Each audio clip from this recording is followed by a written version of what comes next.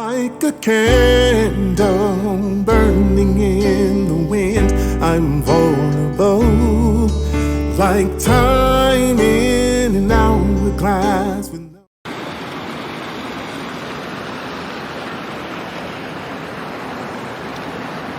Well, we're now in the part of the season where if I don't get out and take advantage of the sunshine while it's available, then I'm kind of being unwise, because we're going to get less and less days like this. And so here I am connecting with you again, sharing some updates. You know how it is. Life happens, and life is happening in my household. Lots of weird, little irritating things. Like 2 of my kids have been involved in automobile incidents, and it's weird, you know, disruptive, it's violating, it is emotional, it's all those things that you hate to hear and see happen to your kids. But I'm thankful to God that nobody was seriously injured.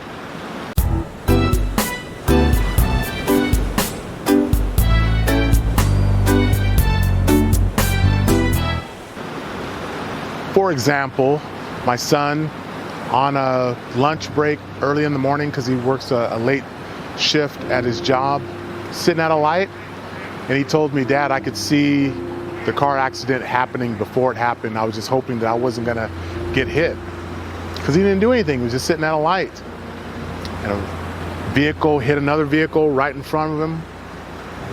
Shrapnel came his way. Car started skidding out of control because of the head-on collision, hit his car, and then the perpetrator took off, did a U-turn, and then backed the opposite direction and left the scene, hit and run. My son is, of course, in shock with this scary situation, immediately feeling gratitude because he was alive, because it could have been a lot worse. He got out, went and checked the other vehicle. It was a lady that was in a SUV that was hit by that other vehicle. She was okay, and it was my son that called 911. By the time I got to the scene, local police had that intersection on lockdown. Oh man. You could tell it was serious. And we thought we'd be able to repair his vehicle. Nope, the insurance company totaled it. So not only does my son experience the shrapnel of what somebody else did, but now he's out of a vehicle, one that he paid in full. Now he's got to figure out what to do with him and his wife and their situation. And then my daughter, literally after work, walking across the street from work, and a co-worker made a right-hand turn, wasn't looking, and hit her. My daughter was walking with yet another co-worker. My daughter was impacted. She took the initial impact from the car, got knocked into her co-worker, and her co-worker went flying on the ground. Again, by the time I get to the scene, everybody who's involved are all co-workers at the same place. Yeah. Look up the word awkward in the dictionary, and you're going to see a picture of this scene. Just stuff, you know, irritating things, violating things, but they require your time and your immediate attention and energy.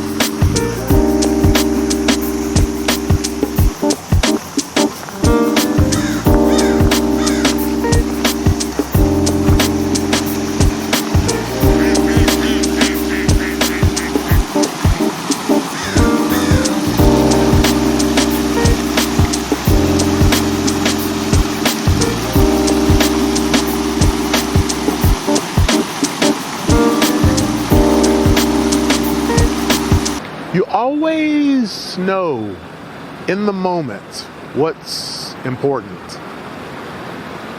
When I arrived at those scenes, I didn't care about the car. I cared about my kids.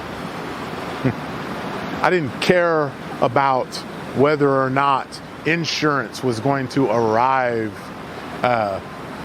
law enforcement was going to be there in time.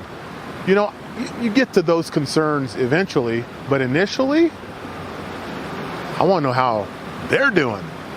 Are you okay? Is the woman in the other vehicle okay?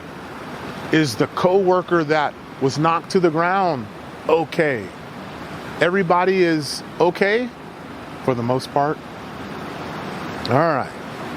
Now we can start talking about those other things, because things are not as important as people. They never will be. And I hope you feel that way too. There's nothing more hurtful in relationships than the discovery that things are more important than they are, than you are. So I was appreciative when I got a telephone call from a buddy of mine who lives in the big city where I live, near over the hill, let's just put it that way. And it had been a couple of weeks since he heard from me, so he called me and asked how I was doing. And I got these little irritating aches and pains. It's the joy of still being alive. And I appreciated his call because he missed me and he was concerned about me and he wanted to know how I was doing. I hope there's someone that you're checking on from time to time. Maybe you haven't heard from them in a while. You haven't seen any posts on social media, haven't gotten any texts, haven't seen them at the library or at work or at church or wherever you all hang out. It's good to hear from folks, to know that you are cared for, you're loved, that you're doing okay. So check on them. And I hope that there's somebody in your life that's checking on you. You need that. I need that. We all need that.